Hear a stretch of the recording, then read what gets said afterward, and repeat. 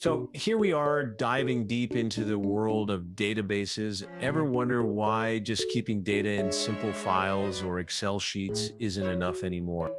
Text files in Excel are easy and quick, but when multiple users or even serious data integrity comes into play, things get messy fast. What if multiple people try to edit the same file simultaneously? How do you keep track of who changed what?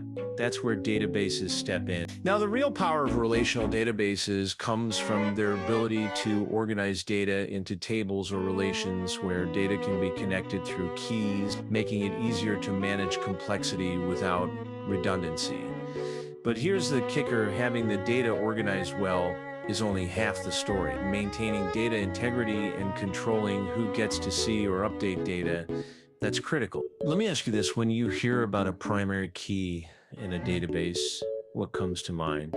How important do you think it is that every row in a table can be uniquely identified? The primary key is like a person's passport in the database world. It makes sure each record is unique and easily referenced. And sometimes natural keys like social security numbers or ISBNs seem perfect, but reality proves otherwise. They can change or be reused, and that can lead to serious confusion. That's why artificial keys, simple unique IDs that the system generates, often make more sense in practice, even though they seem less real. But what happens if we store multiple conflicting copies of data? You get inconsistencies, anomalies, and corrupted insights. What about normalization?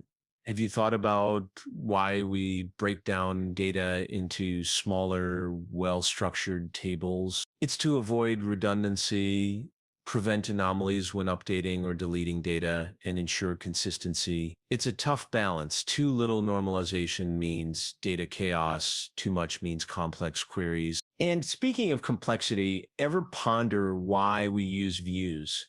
They let you create simpler perspectives on complex normalized data without copying data around, helping users get the info they need without messing with the underlying structure. So when designing databases, are you more inclined to trust natural identifiers or artificial ones? And how do you feel about the complexity normalization introduces versus the consistency it ensures? Think about it.